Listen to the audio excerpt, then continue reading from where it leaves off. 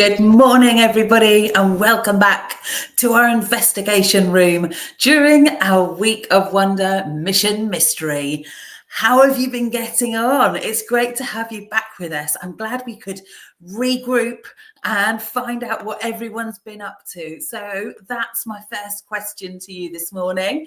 As you're tuning in, drop a hello in the comments, but also tell us which mysteries you have been busy investigating this week. Have you investigated one, two? Are some of you already starting into your third mystery of the week? And have you drawn any conclusions? Have you looked at the evidence and decided, yeah, I think this evidence is reliable. This is what I believe happened within this mystery. Let us know in the chat. Good morning too. Hello, Timmy. Hello, Iris. Hello, Ebony. Hello, Detective Daisy and Dexter. Hello to Willow and Caden. Hello. Oh, people have been investigating Nessie, the crop circles, and today it's the Bermuda Triangle. Fantastic. Tiana's covered Loch Ness and the witch trials. You've been a busy detective. Hello, Hannah. Hello, William. Hello, Samantha. Brody, Tilly, and Etta as well. Hi, Jessica. Your first one. Well, welcome along. I'm glad you've joined us today. We might need your brain power to help us crack some of these mysteries. Hello to Hala, and someone's been looking at the Mary Celeste. Fantastic. Malachi's here too, and Detective Dara reporting for duty. Welcome along to all of you. Isaac, Callie and Teddy are here too. Have I missed anybody else? Let us know in the chat what you've been up to. Have any of you mapped out your timeline? Have you been looking at the theory cards? And have you explored some of the other activities that we've shared with you? Now, Lizzie has divided them into read, explore, make and do. I think I got that right. So there is honestly so much to dive into. So on the link below this video, you can go straight to our Mission Mystery blog. That not only gives you the CSI investigation packs to download, but lots of accompanying resources. So there's all sorts of different activities to get stuck into. Oh, hi, Peter and Lucy. Hello, Myla. Your dad survived the Bermuda Triangle. Who's that? Betty May. Fantastic. So actually went to that bit of the ocean. Hannah, William and Samantha, you're looking at the Loch Ness Monster and you're going to look at the others over the next few weeks. So you want to do one a week. That is a good plan because there's so much to investigate, isn't there, and discover. That's a good idea to spread that out. So you're going to be useful today because we'll be looking at the Loch Ness Monster mystery in a moment. Hello, Ezra and Tweed. And hello, Hala. It's your first time. Well, great to have you along. Willow and Caden have come to the conclusion that Nessie is an eel. That was what their conclusion was after examining the evidence. And the Bermuda Triangle, they think, could be a sinkhole. That's an interesting thought. Oh, thanks for sharing that with us, Willow and Caden. Daniel has done Nessie, and you think it's an animal unknown to science. Wow, Daniel. And you're going to do crop circles today. Oh, well, let us know how you get on with that. Hello, Sasha. First time joining us live. Well, welcome along to our Mission Mystery Week. Well, shall we dive straight in? What do you think? Yeah, let's go for it. Today, I've got a little activity for us to do. First of all, we're going to do some evidence inspection. We're going to put our knowledge to the test, see how much we found out already with a little quiz. And then we're going to have a look at some of those theories and really dive into them and think, well, why do people believe that theory or that theory about each mystery? So shall we get started then? Right, let's have a little evidence inspection and see if you can find the answers in this quiz. Right, I've got a picture first of all to share with you, everyone. But what is this? Have a close look at this picture. Is this, number one, a stone found near the shore of Loch Ness? carved by the ancient people of Scotland? Is it number 2, a stone found behind the home of one of the women accused of being a witch in Pendle? Or is it number 3, a carved stone in the centre of a crop circle? Is it 1, 2, or 3? Have you seen this picture when you've been looking through your investigation packs this week? Do you recognise it? There might be some clues in the picture. Have a good close look. What can you see carved into the stone? What are we going for? Some of you, I think, are pretty sure because you've looked at this investigation already. If you haven't, have a little guess. Which one could this be? What do you think? We think, most of us, that it's number 1, but we're a bit divided between 1 and 2 mostly. Shall we find out the answer? Yes, that is number 1. You're right if you went for that one. A stone found near the shore of Loch Ness, believed to be carved by the ancient people of Scotland. Look, you can see, if you see, I think right at the top is the clearest image of a kind of eel-like creature carved into the stone there. Let's have our next question, shall we? Right, the Bermuda Triangle. It covers an area of water within 3 points, making a triangle shape. One of the points in the triangle is the island of Bermuda. There it is at the top of the triangle. But where are the other 2 points located? Has anyone investigated this? Is it number 1, Florida and Puerto Rico? Is it number 2, Costa Rica and Aruba? Or is it number 3, Barbados and Jamaica? Where do the other 2 points, where are the other 2 points located? What do you think? Are you going to go with number 1, number 2, or number 3? What do you think, detectives? Right, we've got a few guesses coming through in the chat. Ooh, not sure on this one, but a lot of people are saying it's number 1, Florida and Puerto Rico. Brodie, Tilly and Etta, you think number 2.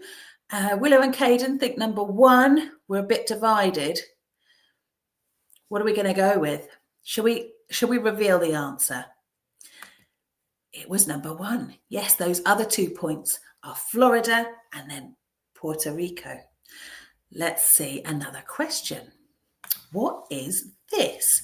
Do you recognise this photo? Have you seen it in any of the investigation packs as you've been looking through this week? What is this? Is it fossils found at the deepest part of Loch Ness? Is it number 2, the remains of the Mary Celeste ship? Or is it number 3, stones found on the site of a crop circle containing traces of a never before found mineral? What do you think? Fossils at the bottom of Loch Ness? The remains of the Mary Celeste? Have a good look at the photo. What does it look like? Or is it stones? Stones that were found on the site of a crop circle with never before found minerals. What are we going for this one? Anyone seen this photo this week? It's a tricky one. I suppose it depends which investigations you've been looking at, doesn't it? Have a look. What do you think? I mean, does it look like fossils? What do you reckon? We've got a mixed opinion in this one. Yes, you're spot on. Whoever said that, I'm not sure. There's an island here called Bermuda. That's why it's called the Bermuda Triangle. Yes, spot on. One of those points is Bermuda.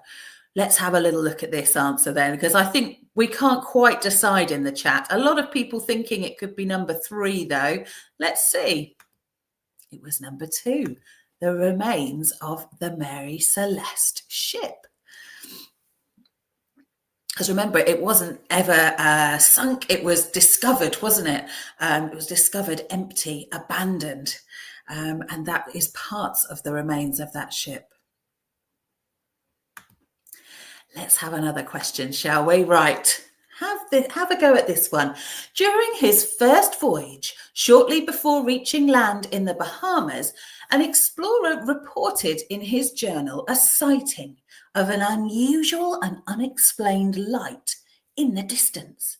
He described it as like a small wax candle that rose and lifted up. But what was the name of this explorer? Was it Edmund Hillary, Christopher Columbus, or Sir Francis Drake? Do you recognise any of those names? Which of those people do you think? Their first voyage was sailing across and going to reach land in the Bahamas. Which explorer do you think it was? Those are all names of explorers. And saw that strange light in the distance. We're going, most of us, with number 2, thinking it's Christopher Columbus. A little bit divided, but shall we see? You were right if you said number 2, Christopher Columbus. And that was what was written in his journal, a small wax candle that rose and lifted up. And while they were nearing land, well, it still seemed like quite an odd object and an odd movement of a light. If it was a building, it wouldn't have moved. It kind of floated and lifted up. Very mysterious. Let's see our next question. We've got a true or false, right? It's one way or the other. Has anyone looked at the Mary Celeste this week? Maybe you'll know the answer to this one. When the Mary Celeste was discovered, the abandoned ship with all the crew missing, the ship's lifeboat was also missing. Is it true or is it false? That might help with the investigation, mightn't it? It might narrow down your theory as to what you think happened to the Mary Celeste. If the lifeboat was missing, does that mean the crew, or some of them at least, escaped safely? What do you think? Was the lifeboat there? Was it missing? True? Yes, it was missing. Or false? What are we going with? We can't quite decide in the chat today. We're divided between the two. Anyone sure for certain? Have you found this out this week? Let's find out together, shall we? It's true. The lifeboat was missing. So some evidence there that they did at least try to escape. But what were they escaping from? Why were they abandoning ship? So many unanswered questions. And it's an interesting one, the Mary Celeste. If you haven't investigated that already, that might be one to have a go at. Right, next question. Let's have a look. Oh, we're on the Mary Celeste again. Right, the Mary Celeste was carrying large quantities of a flammable substance, which carried a high risk of explosion. But what was this substance? Was it industrial strength alcohol? Was it gunpowder? Or could it have been oil? What do you think it was carrying on board the Mary Celeste? Was it industrial strength alcohol? Very explosive. Was it gunpowder? Or could it have been oil? What do you think? And those of you that have investigated this one, you'll know that the ship wasn't really damaged, apart from the sails. There wasn't any damage to it, not much sign of an explosion. You might have read something else about what else was in the hold or in what condition it was in. What do you think? What are we going with? 1, 2, or 3? Have a guess now. Let's see who's right. Hannah, William and Samantha say number 1. And Brodie, Tilly and Etta, they agree with you. But others think it could be gunpowder. It could be oil. Shall we see? It was barrels and barrels of industrial strength alcohol. Could that have had something to do with the disappearance, I wonder? Something else to investigate. Right, we've got another picture one this time. Have a close look at this. And what do you think it is? Is it number 1, a document that sailors were made to sign before crossing the Bermuda Triangle? Is it number 2, an old newspaper advert written in the Celtic language that offers a reward for finding the Loch Ness Monster? Or is it number 3, the first printed document to denounce the practice of witchcraft? The Latin title means Hammer of the Witches. What do you reckon?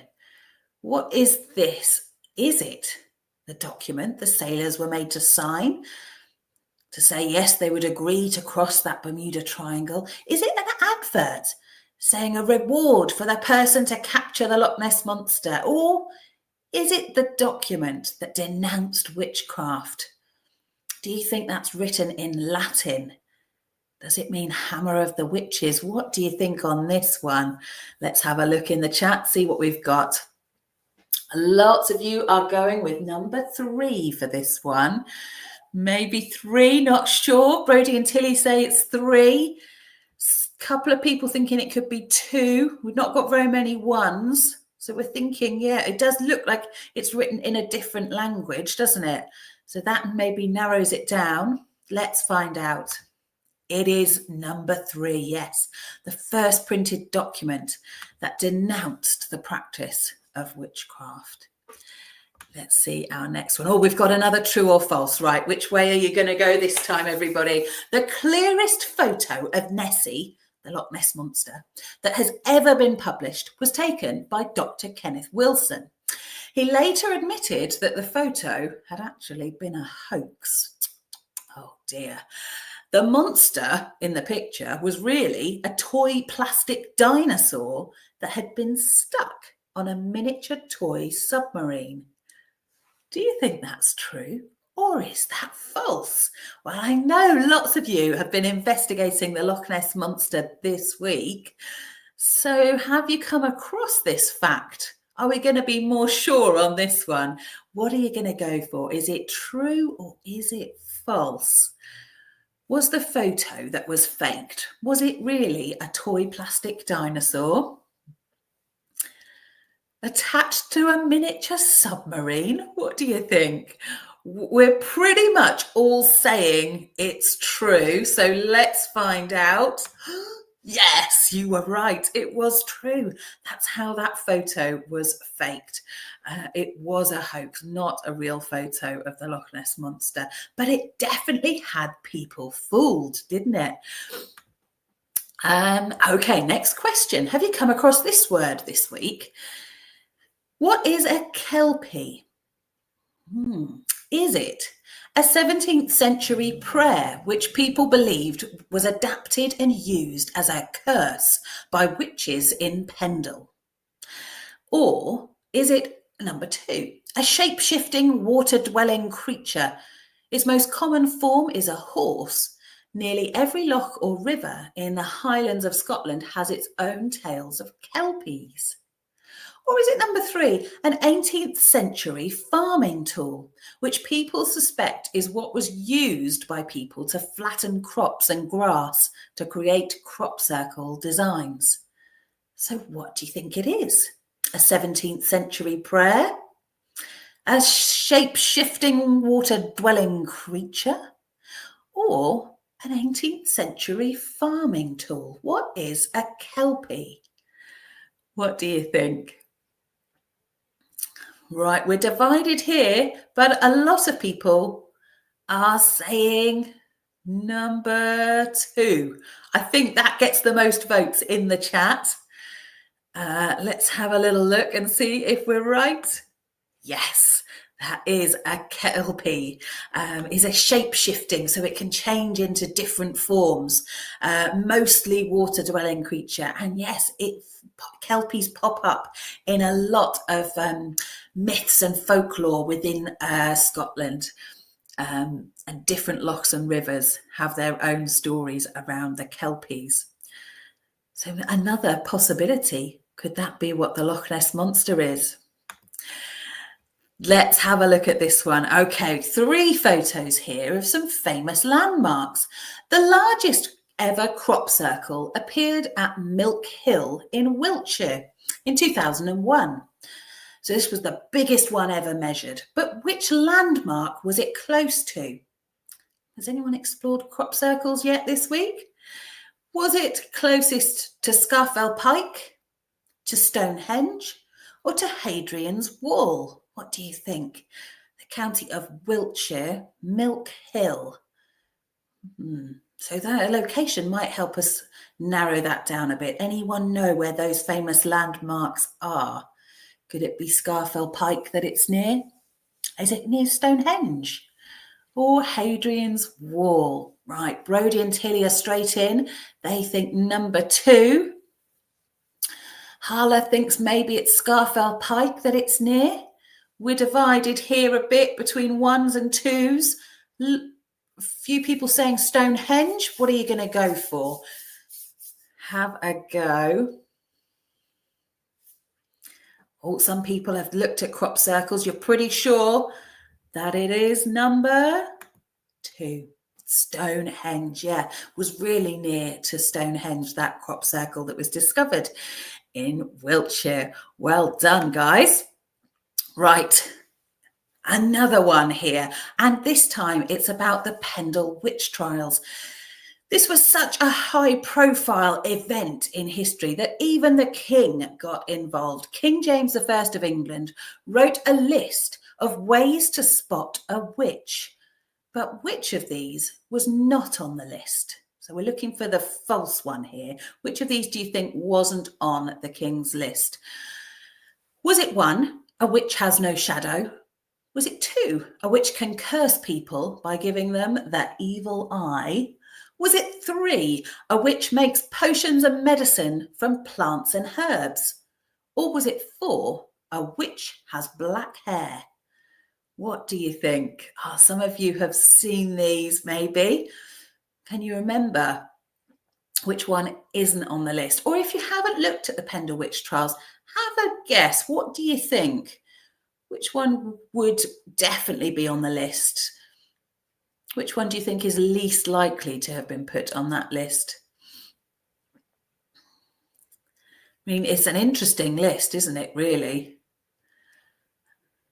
That this was how they thought witches could be found. What do you think? A lot of people saying 4 or some saying 2. I think we're divided between those 2 options, are we? Do we think? Shall we find out? It was number 4. That wasn't on the list, a witch has black hair, but the others, strangely, were. A very odd list, definitely worth looking at if you haven't explored that one already. Right, well done, everyone. That was some of those were tricky, particularly if they're ones that you haven't explored yet. So you did really well with that. Right, we're going to move on to analysing some of the theories. So these are some of the ideas around why these mysteries exist and theories to explain them, basically. And some of you will have found the theory cards in the resource packs already and have been looking at those. We're going to look at 2 different mysteries. We're going to look at crop circles and the Loch Ness Monster for this next bit. So our first mystery, crop circles. And I want us to think about this question. Why would someone want to make crop circles? So if they were made by people, and they were secretly going into the fields in the night, bringing lots of equipment, trying not to make any noise, no light or movement. They didn't want to attract attention. They were secretly making the circles so that in the morning, magically, this crop circle had appeared and confused everybody. Well, think about why they would want to do that. What would they gain from doing this? So if they are made by people, and we don't believe the theories of it's aliens or it's electromagnetic activity or it's wind currents, if we don't believe those theories and we think, yes, people are making them, then what would they gain from doing that? What do you think? Have a little think about that, and I'll give you a little bit of thinking time. Now, while you're thinking, we're going to have a little listen to a video about one particular crop circle that was discovered by a farmer. Let's take a listen. In 1990, a farmer called Carson discovered the famous formation known as the Eastfield pictogram in one of his fields, which appeared overnight. He said, "Within days, we had thousands of people turning up. We charged people £1 a time and had key rings and t-shirts made. It became probably our most profitable quarter of any acre ever." The Eastfield pictogram was also used on the front cover of a music album, proving there's a lot of money to be found in these crop circles. So that's interesting, isn't it? The Eastfield pictogram, one of the most famous crop circles that was discovered. The farmer whose field it was in, turned out that made him a lot of money. He was charging people £1 a go to go and have a look and investigate the crop circle. He was selling T-shirts and key rings and souvenirs for going to visit it. So what was in it for him? Let's have a look at some of your thoughts on this. Right, let me have a quick look through the chat.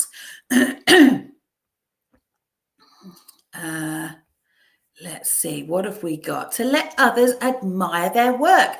Malachi, that's a great thought, actually. Yeah. So was it about artists wanting to create something amazing and encouraging other people to admire what they'd done and their skill? Was it to try and change people's beliefs? So were they trying to trick people? Were they trying to make people believe that something mysterious was going on?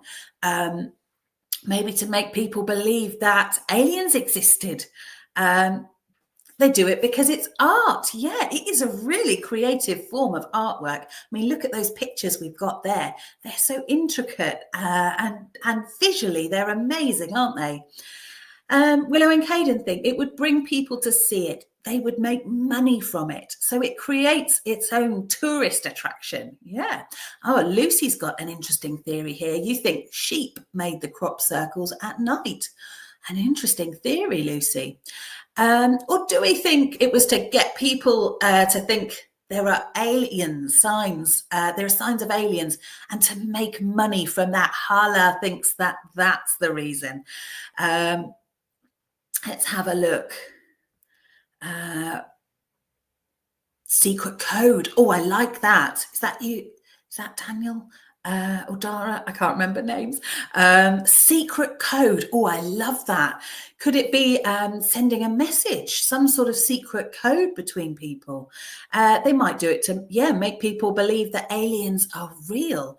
Or Tiana thinks money, definitely. It was about making money from it. Some interesting thoughts, guys. Well done. Let's have a little look then at some of the theories. So yes, crop circle formation is seen as art.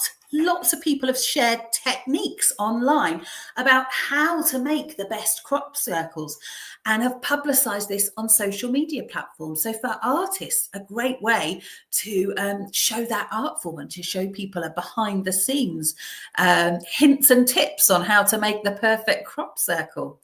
Some artists are paid to travel around the world making crop circles, some as advertisements for big companies. The tourist industry, just like in that video, has developed around the appearance of crop circles. It brings people to that area. Visitors are charged for guided tours across the southwest of England to view some of the most impressive crop circles. So is it just all part of a tourist industry? And they keep the making of them secret to make it a bit more mysterious. There's even a dedicated crop circle exhibition and information centre in Wiltshire that people can visit. So it brings in money to the area. Right, let's have a look at the next one. Right, the theory of the Loch Ness Monster. Crop circle theory. Oh, hang on, before we do, right, your crop circle theory. Can you let me know what it is? Can I please show you my crop circle myth? Yes, I'd love that. Let me know what it is in the chat. We've got another one. Hang on. Well, what kind of patterns is it? Is it certain things or well-known patterns? That's worth thinking about. Yes. What are the patterns? So look closely at them. Could it be a helicopter from the sky? There's no way that anything had come in over the crops. They could use a blade to make them, perhaps to cut the crops rather than flatten them. And they'd get money, Jessica. Yes, you're right. Maybe they're villains using a code. Wow, some interesting theories here. That's fantastic. Right then, the Loch Ness Monster. Why do you think the mystery of the Loch Ness Monster has continued for hundreds of years? What's kept that mystery alive? What's kept it going? So here's our next question to ponder over. What do you think it is that's kept the mystery going? Oh, I see. Right. Okay. Thank you for sharing. I'm just nipping back to crop circles while you have a think about that, guys. I think it's the Grim Reaper because it's black. It happens at night. That's why you don't see them. And they cut the crops, Dara. Interesting thought. You've definitely been doing some investigating there. What do you think? So let's think about this question next then. Our Loch Ness Monster. Why do people still talk about it? Why do people still go and visit the area? What is it, do you think, that's made that continue for hundreds of years? Folklore and pictures? Yeah, good thought.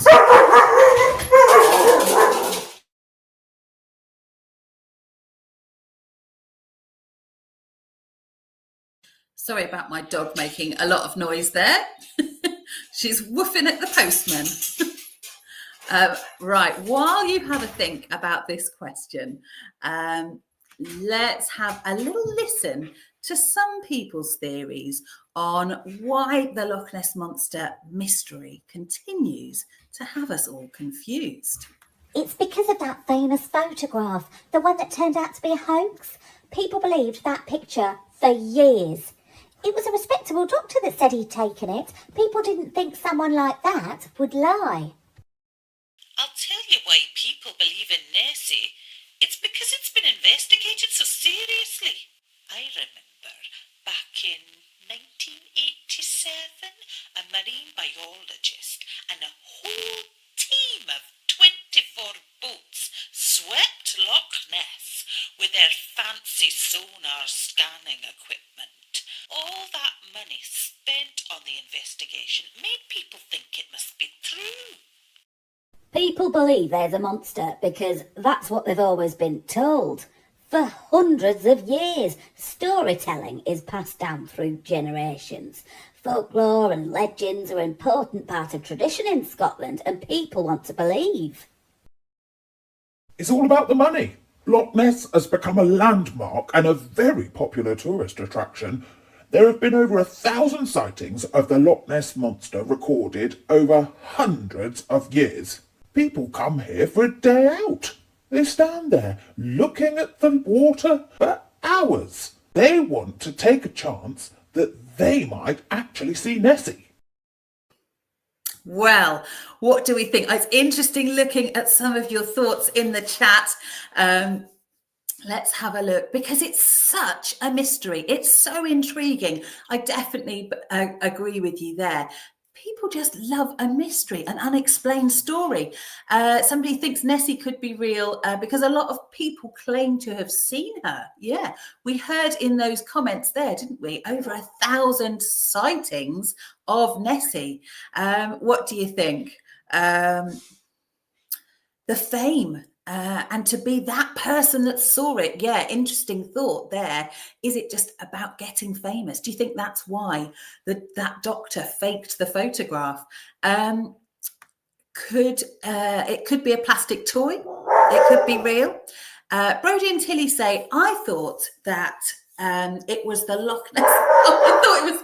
You're talking about my dog, yeah. She's off again. Thought it was the Loch Ness Monster barking. Keeping the mystery alive. Fake sightings and pictures, Jessica. Yes. Interesting one. It's legendary, yeah. Interesting. Have we got any others on Nessie? Let's have a look. Makes money for local businesses. Yes, Willow and Caden. I agree with that. Is it a bit like crop circles? It's become part of the tourist industry. Well, let's have a little look at this. We've got 4 things that you heard summarized there. We've got 1, 2, 3, 4. So these were the comments and the theories that we heard people talking about. So which one do you think is the most influential theory? What do you think? Is it the fake photograph? Is that what convinced people for so many years and kept the mystery alive? Is it the large-scale investigations by marine biologists? Is it folklore legends and storytelling and how that's such a big part of our culture? Or is it about people making money from the possibility it's true? Do they want to keep that going? Right, I'm just going to go and quieten down my dog, Winnie, while you have a little thought about those options. Let me know in the chat.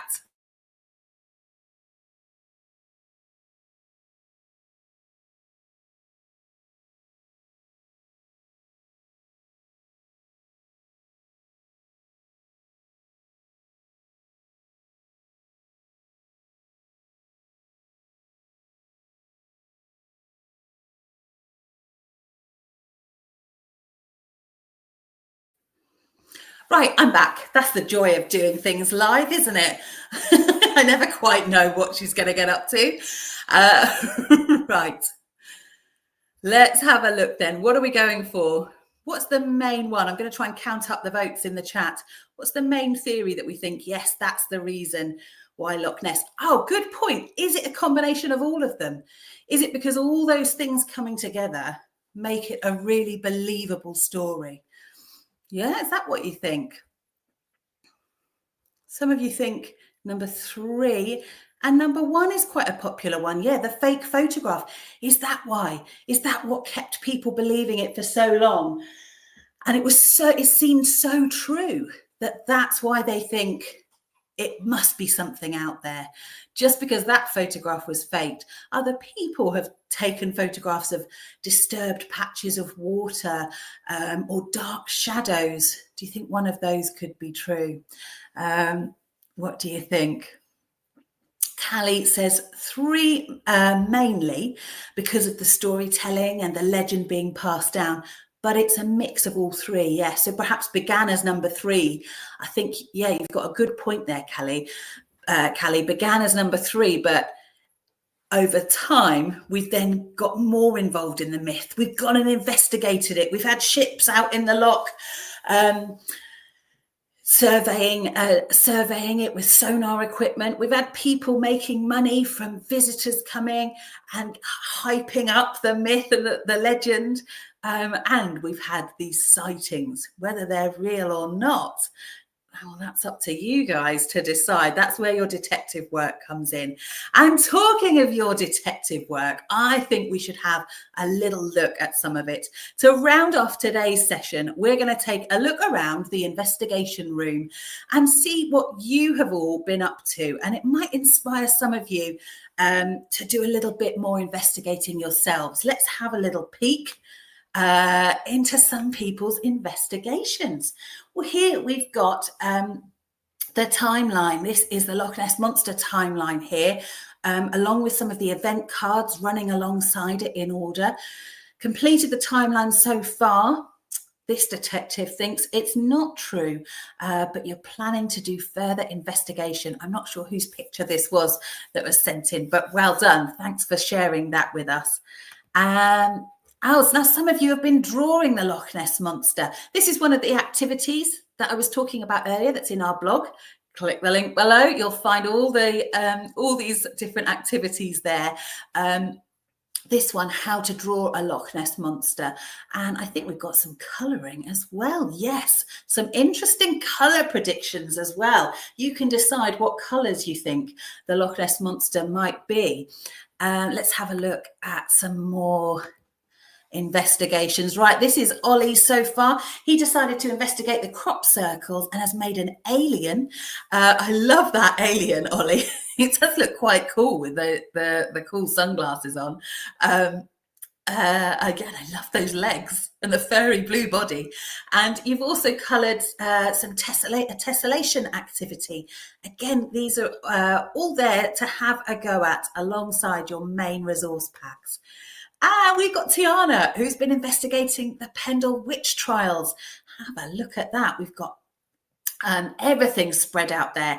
And whenever I've done one of these investigation packs before, I've found it really useful. Well, my table isn't big enough, so I've found it useful to use the floor and spread everything out. Or I think Tiana's used the wall there to pin things up as well. That's a good idea.